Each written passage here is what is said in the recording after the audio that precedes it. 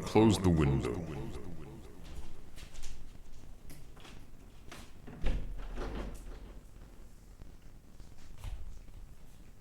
Okay. So I'm on the verge of leaving the house, and before I leave the house, I want to make sure that I'm going through with this project that I'm working on. At the moment, it's this video. I don't know yet how I'm gonna call it. It was actually supposed to be about a cacao ceremony, but now I'm just piggybacking on this image. I'm not 100% happy with it yet. But now I have already applied all kinds of filters on it, which means to me that maybe it's just supposed to be like this. And because I did see yellow in it, now there's a lot of yellow in it, but also a lot of red. No, red is the color of the root chakra, and yellow is the color of the solar plexus chakra. And then afterwards comes the color green, which is actually why I say maybe there's a little bit of green missing. And maybe I just have to add green on my own. Right? It's like, because green is the color of the heart. Maybe it's called anahata or something, but it certainly is the color also of healing. And I sometimes have problems with people that are reluctant to heal, that basically just want to run around and be in bliss all the time. But if you want to heal, you have to face your demons.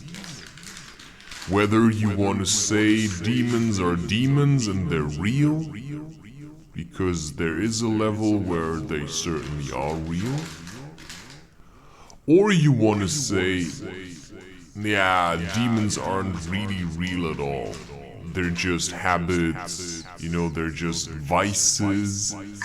They're just things that you label as bad. Sure, yeah, they are, but they're also really intense. Because if you want to feel intense bliss, you probably try to run away from intense suffering. Eating cake can be seen on a level as demonic, a demonic device to make yourself feel a certain way. But when you learn to eat less of this stuff, you realize, actually the way I feel when I eat sugar isn't really who I am. That's just something that you put on top of it, right? It's like you've got a white wall and then you take sugar and you nail it onto the wall. But the wall is always white underneath. But now you've taped, right, sugar on top of it. And it's hard to see now that underneath there was once this white wall.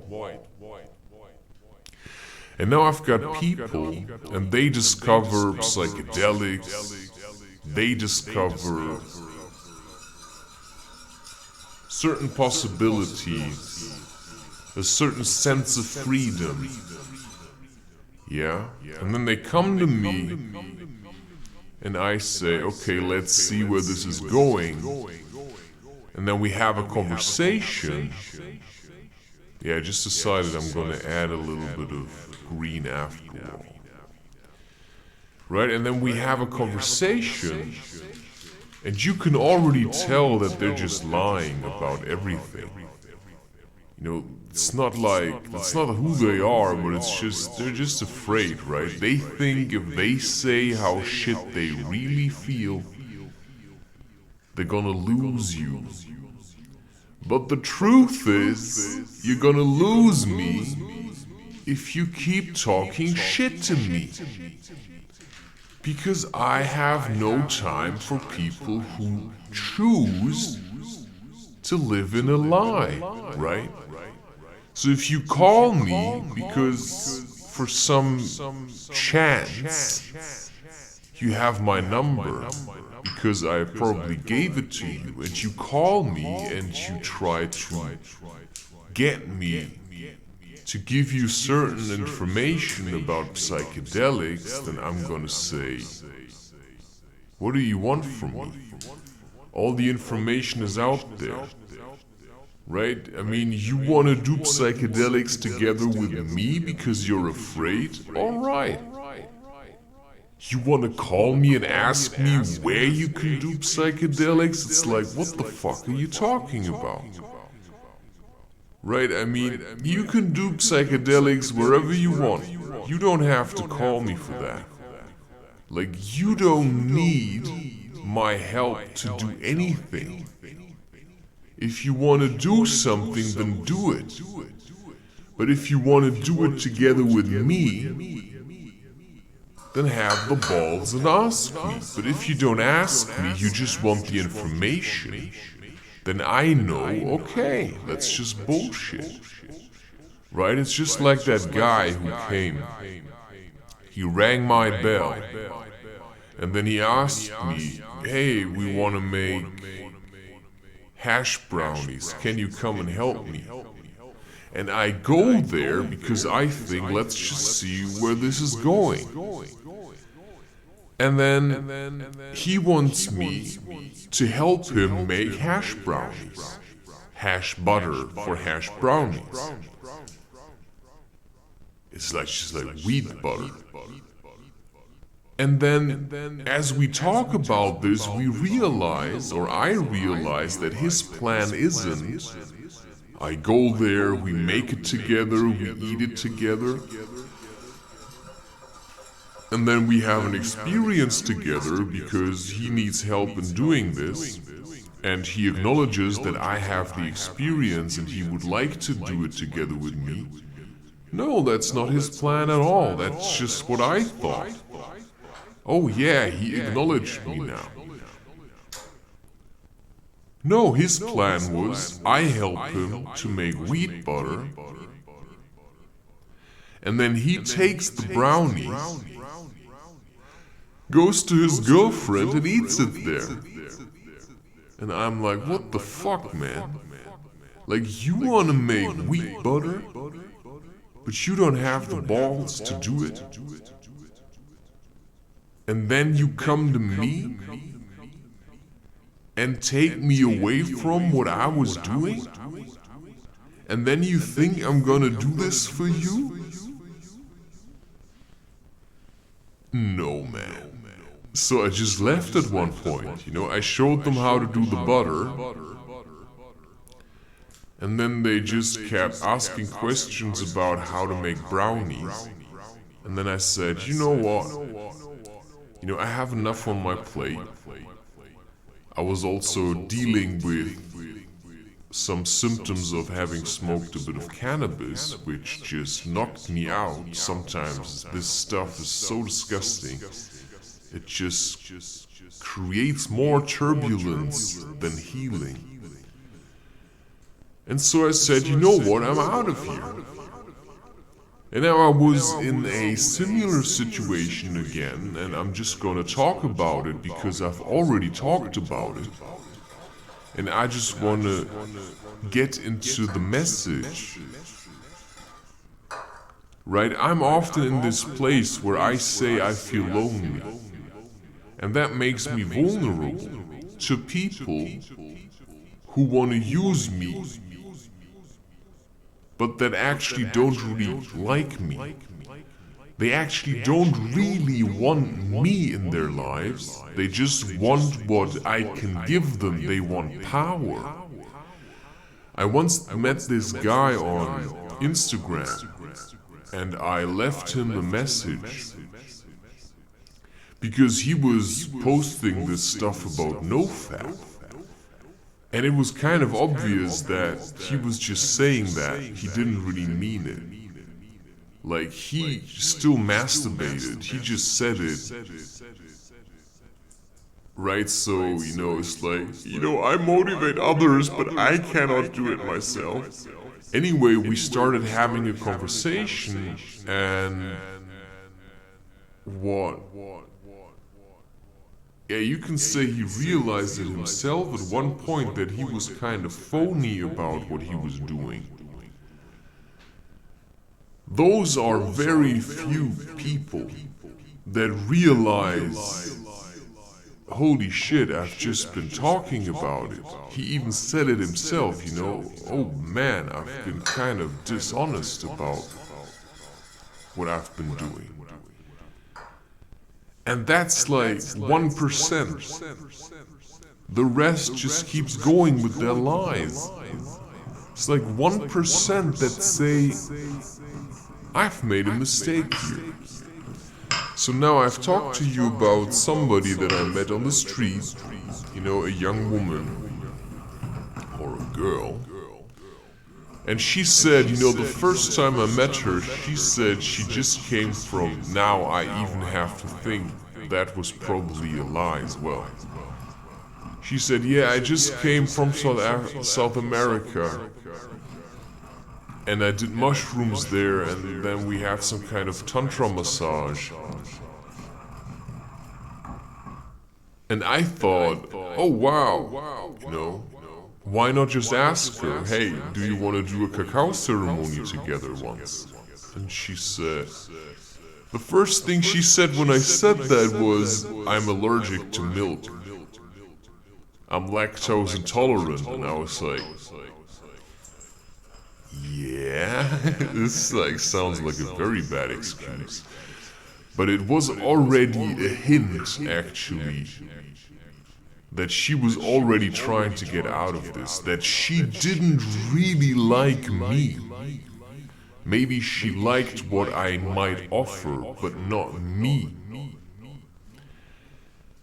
And that's what I find important, right? I don't want to spend time with people who just want to suck up to me because they just want to get something out of it. Because if you do this, what I'm doing, if you take psychedelics because you want to be powerful, then you're just gonna turn into an asshole. More of an asshole. Why?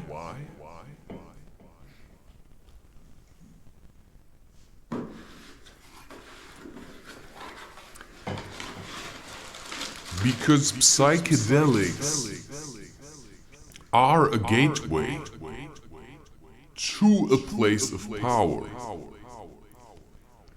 But if you cannot manage that power, or channel it, or deal with it, right, you may either die or go insane, or you're just gonna, you know, it's just gonna get worse and worse every time, because there is a gatekeeper, and that's the Sphynx. And slowly but surely I'm beginning to understand what it means. You know, the Sphynx is like a mystical figure, but it's also an entity. It's a riddler. And the Sphynx certainly has feminine traits, but also masculine traits. Right? It's like, it's a lion with a female head. And the feminine part is also like the chaos, right? It's like the intuitive nature of women.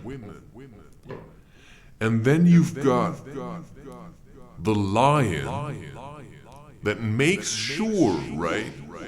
I think the Sphynx also has the tail of a snake or something. You know, I'm not entirely sure. Maybe we can look it up.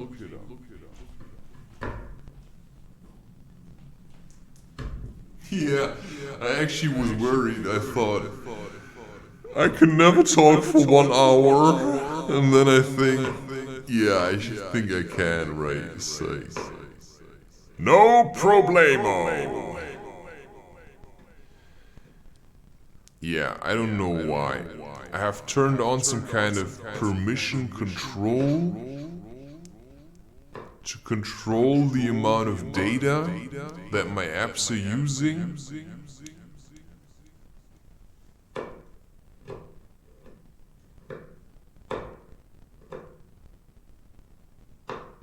Sphynx.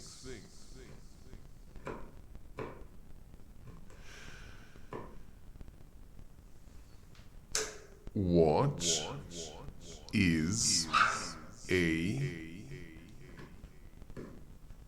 Sphynx?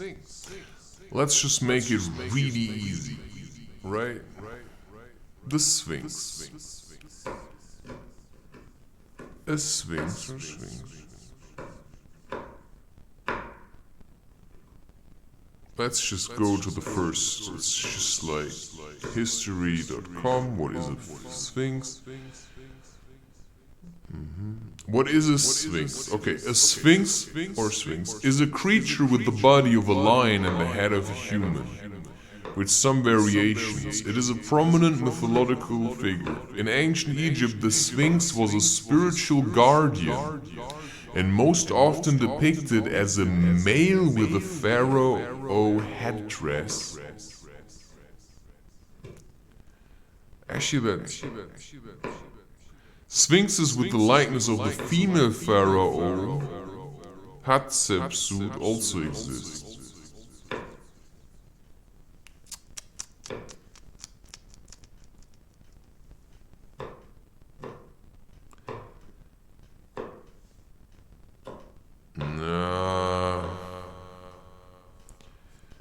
It's very hard to get.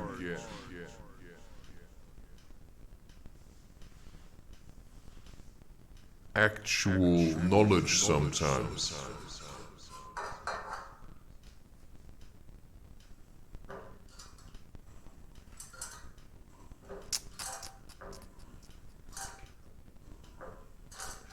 Sometimes I enter Sphynx. Alright, just the feeling I have about what a Sphynx is, okay? Whatever, this doesn't want to post, cheers.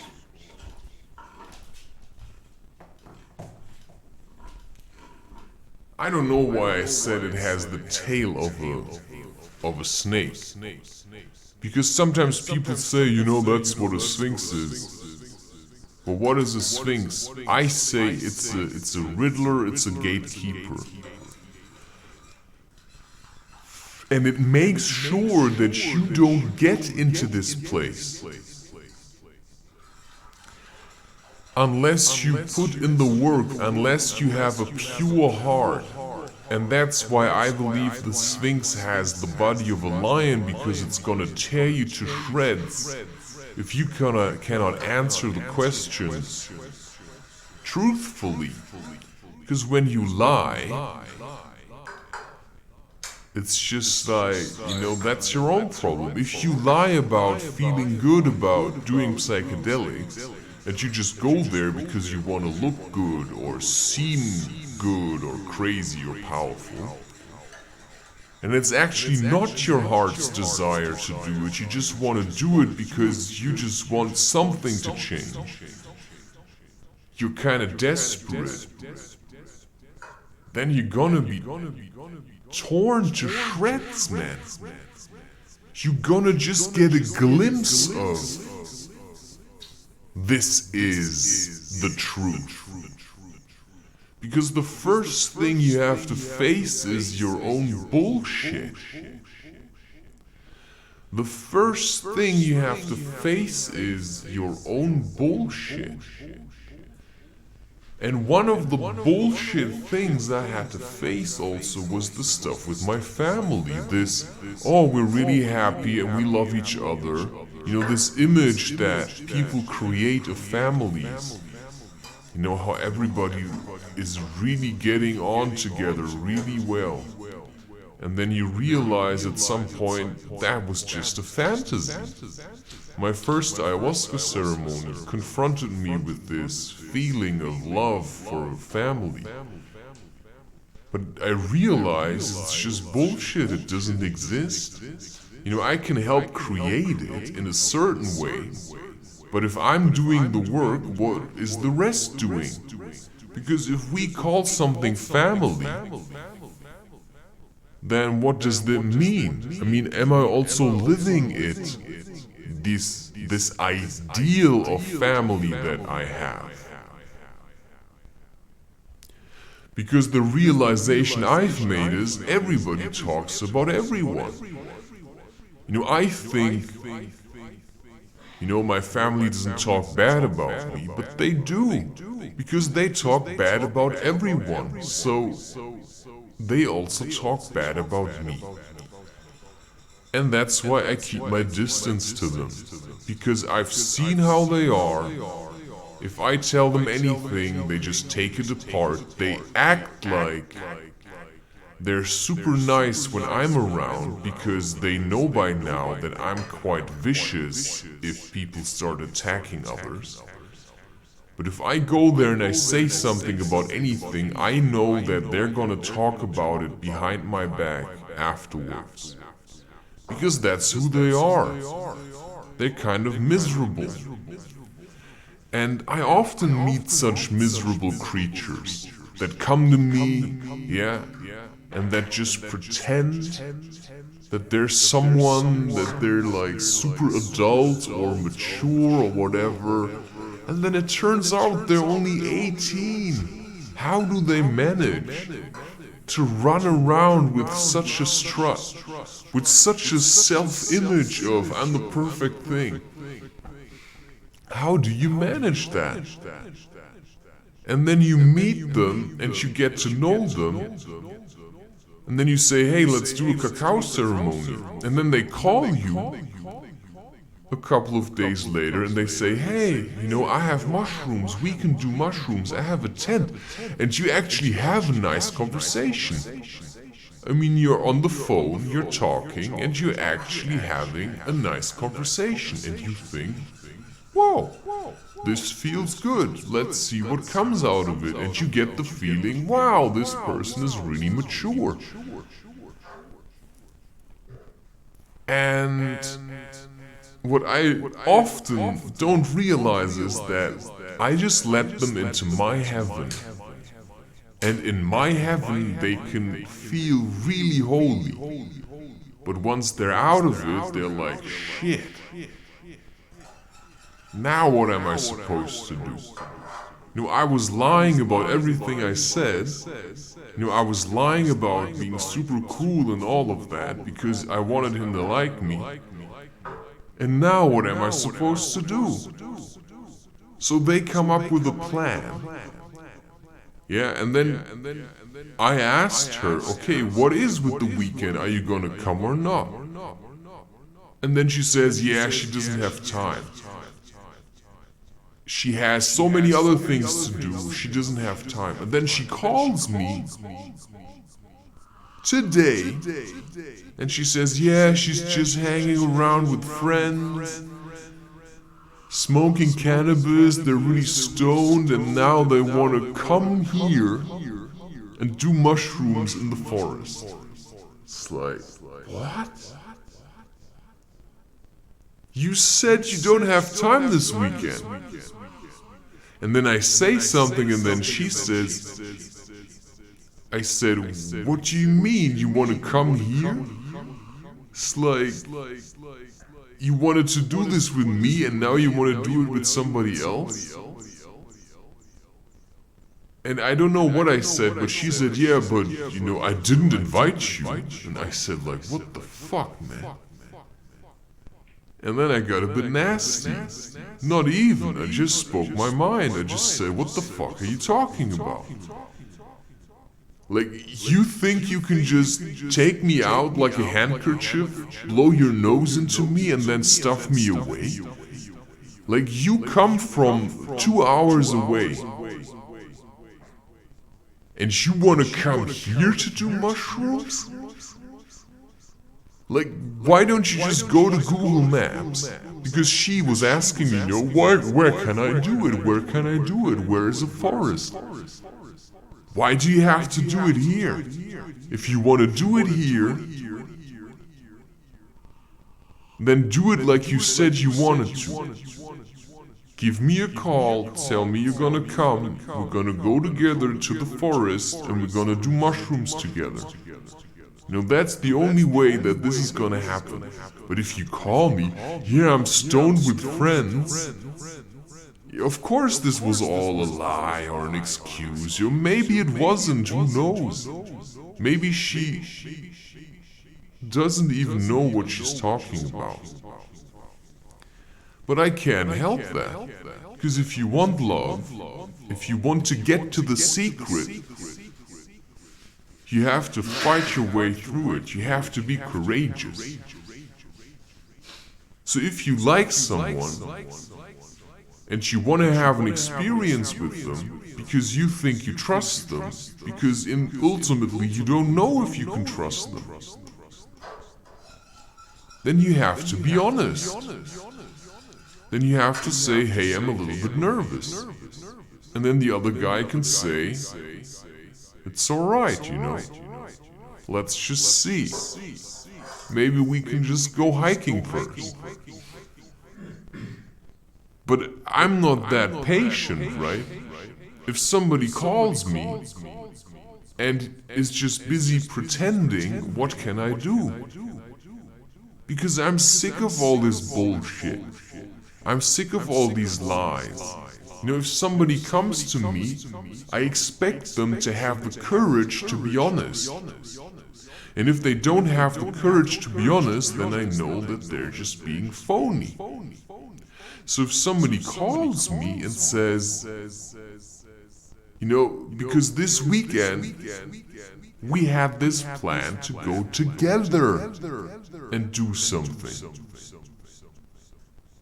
And now she calls and says, I'm together with friends, we're really stoned, you're not invited, but could you tell me a place close to where you live where I could go and do this?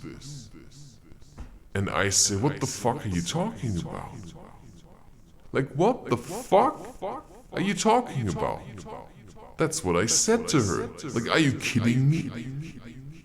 Like, you wanted to do this with me and now you want to do it with other people, but you want me to tell you where to go?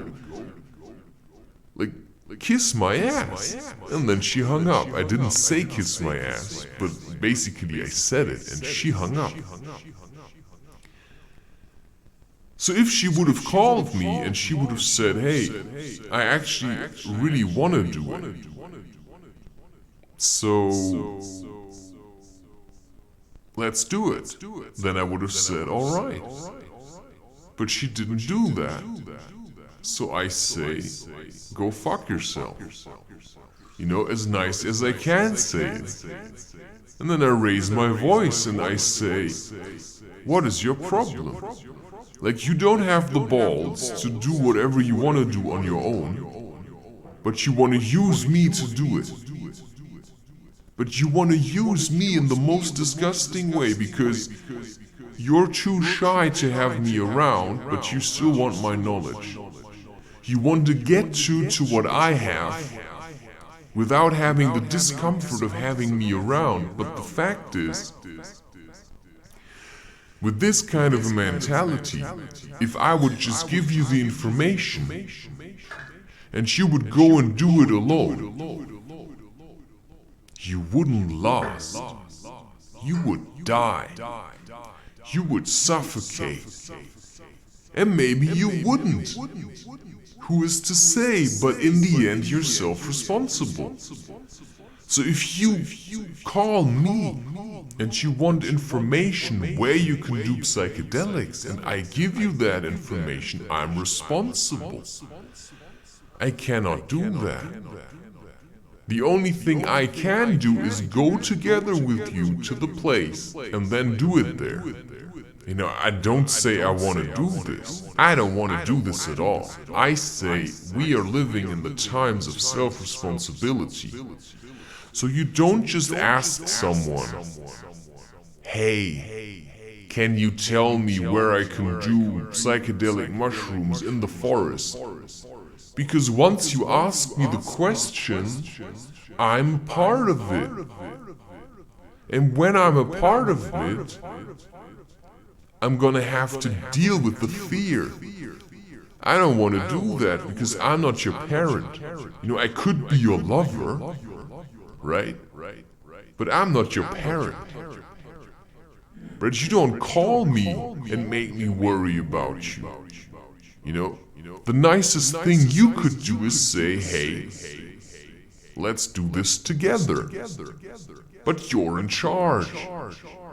But most people, they're already, you know, they're so stuck up in their lies that they cannot say you're in charge, because then they think, oh my god, if he realizes that I don't know what I'm doing, he won't like me anymore. But that's so stupid. Because the point is, I liked you already. And you didn't have to do anything for that. I didn't like you because you lied. I just liked you because I saw something in you. But you don't have to pretend that you have it already. It's like, you know, you have what you have and you give what you give. I mean, the first time we met, she sat down on the ground and she said you have a nice energy. And that was the most honest thing that she did. But she kept pretending about how good she feels about being herself. So if you want me, then face your shit. Like if you want me or somebody like me, or if you want me in yourself, which means you want truth, because that's what you actually want, you just want to feel whole and have healing, well then you have to do something for that. But you can't just have truth and healing without facing all the shit. Because you first have to face all the shit, right? You may have a psychedelic experience or feel good once because you did a cacao ceremony. But after you did that, you have to deal with the shit that came up. That's the deal. You cut with the plant. You go to nature, you take something from nature. Nature gives you something, it gives you a vision, this is how your life could be. But in order to get there, you have to do your homework. You have to heal first. You have to implement all the things that we showed you, right? You have to work on your family, because in your first ayahuasca ceremony, nature showed you, the spirit of ayahuasca showed you, which is basically nature, you know, this is how you can feel about your family. So work with that feeling.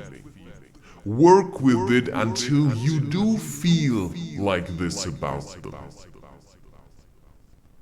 But you still have to deal with them in the way that they are, right?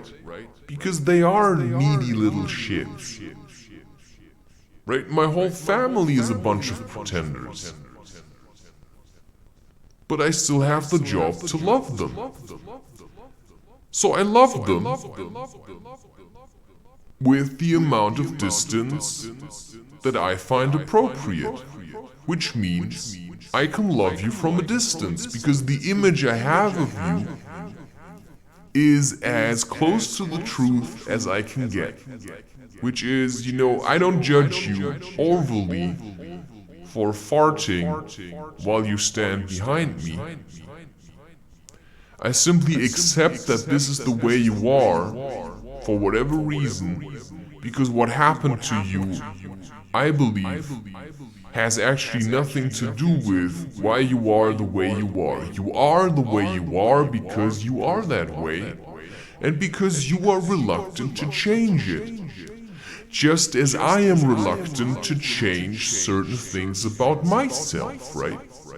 Like, there are certain things about myself that I simply don't want to change.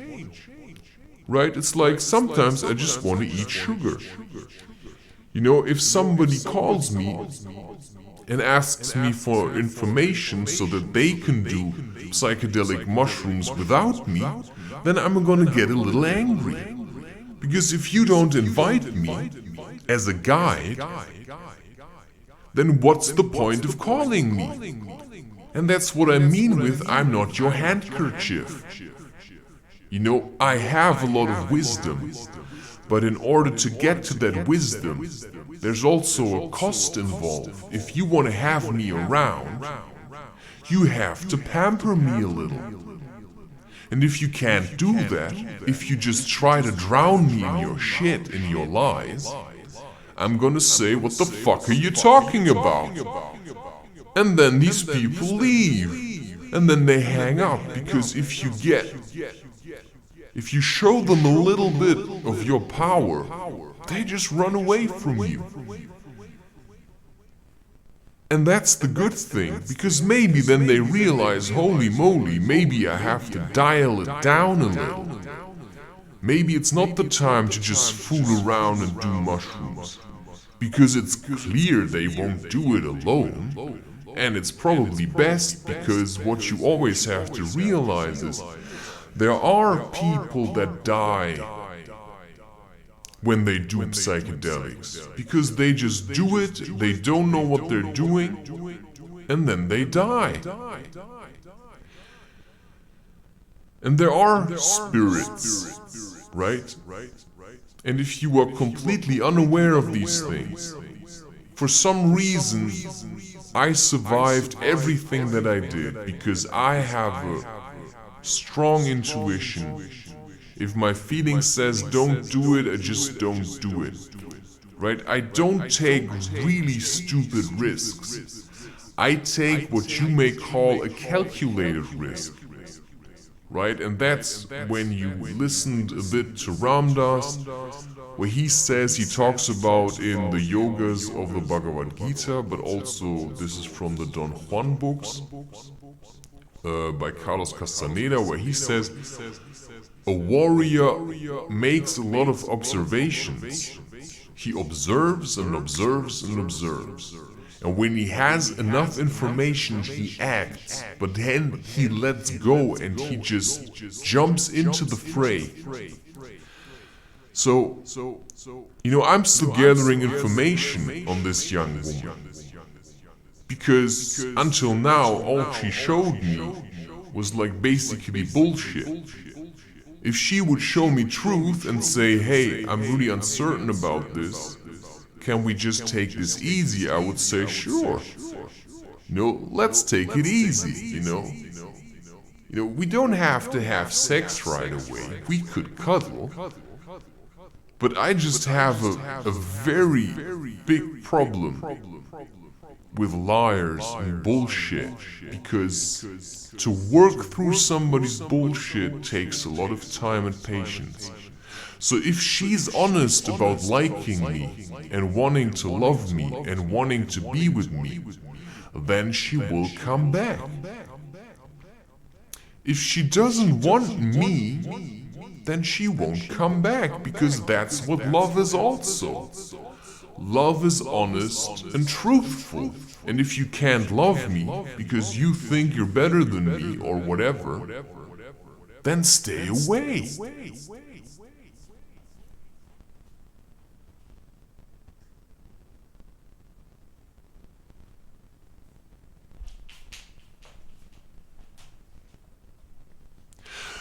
But there's also this kind of a problem, right? It's like, You know, I also have a heart. But I'm also hard, right? My heart has a protective layer. And you can't just get into this. You know, I met people who tried to break into my heart. You know, they were like sitting next to me and they were thumping, you know, like with their fists, they were hammering onto my chest and they said, "Open your heart!" And my heart was already open.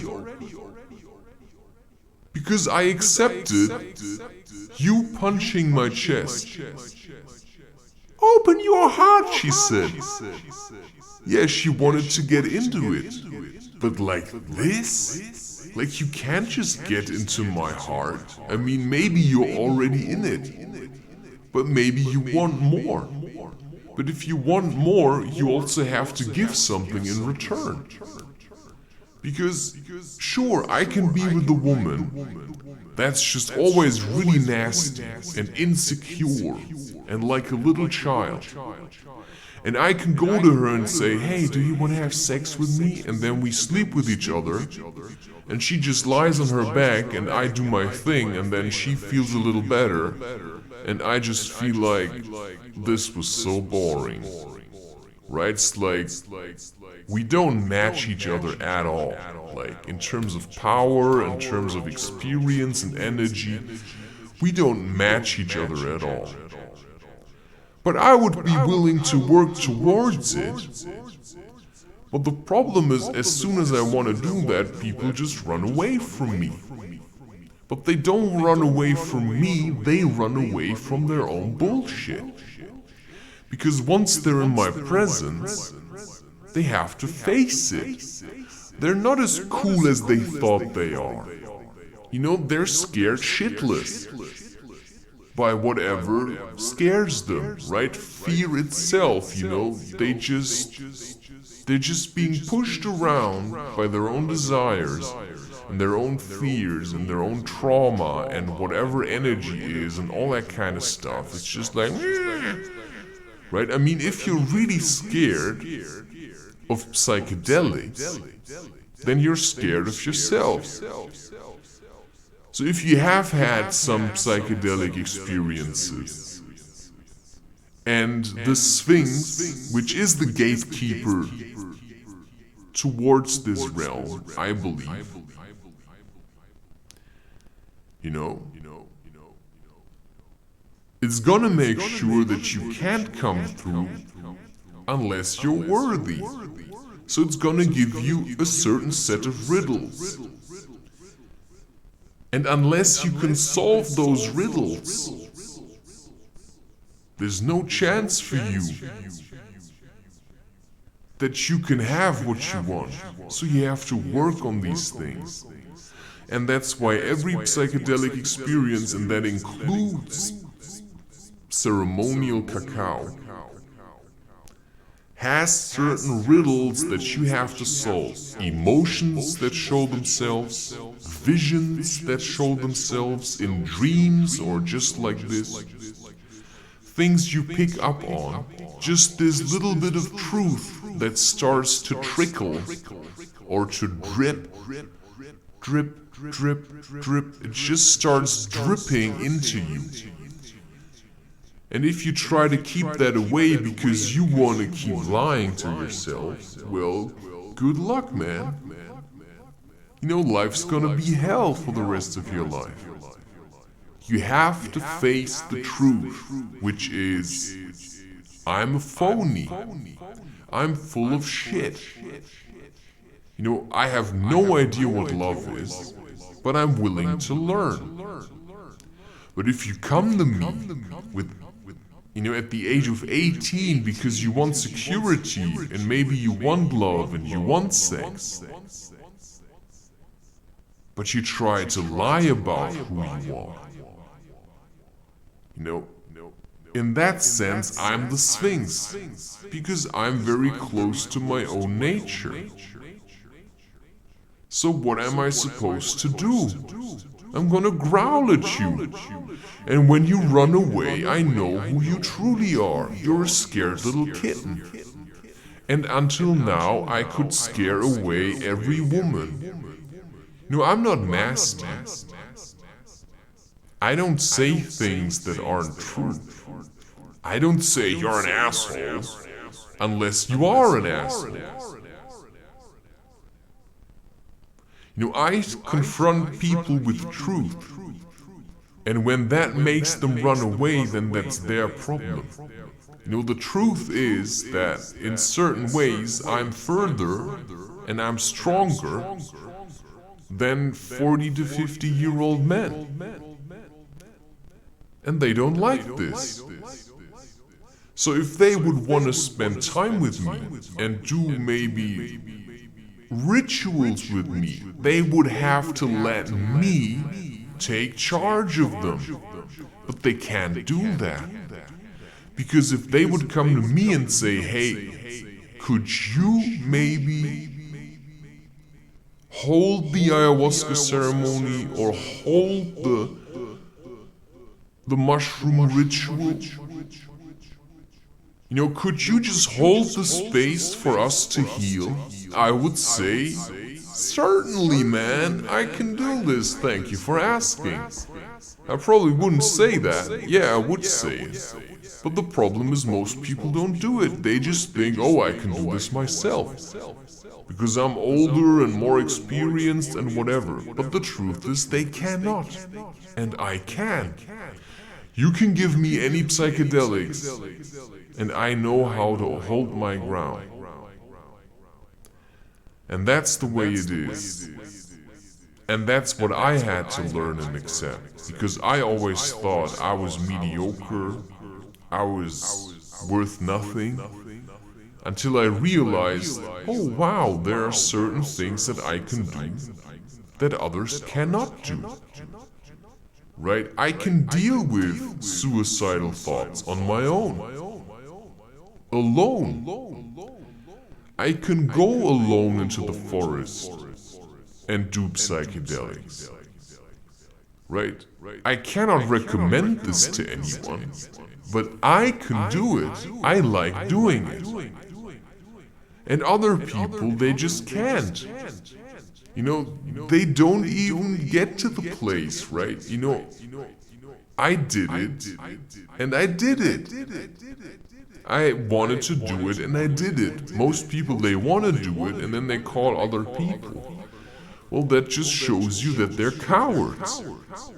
So if you want to break through in some way, you have to face your fear.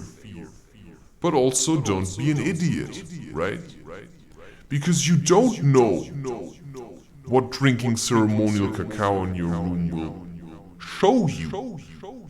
It might be nice and healing, but it also may confront you with other things, right? These things are really unpredictable. Sometimes you are somewhere in nature, you take psychedelics, and it's really nice, and suddenly it's like, boom, the lights are out, and you hear a scream somewhere. How do you deal with it? Most people would just panic. What I do is I sit there and I think, oh wow, what's happening? It's like, what's screaming? And then, I just walk around in myself until I find whatever is screaming, right? I go towards it. Most people would run away from it, and then they jump out a window. Or they take a knife and cut themselves, right? I've met people who did this. It's like really stupid. I think. Anyway, so the point is,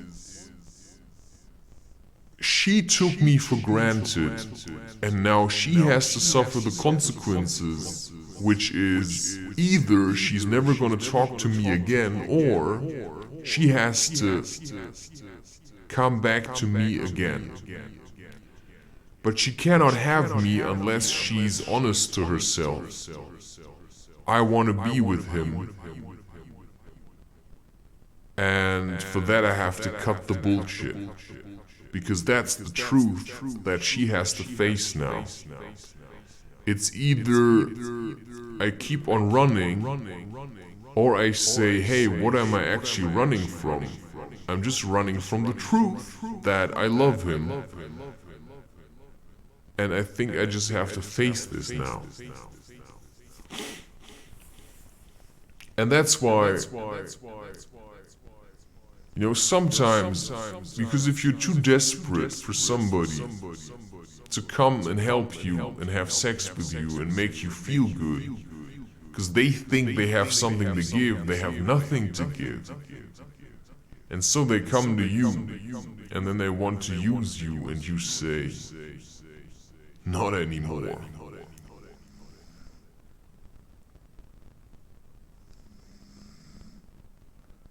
Yeah.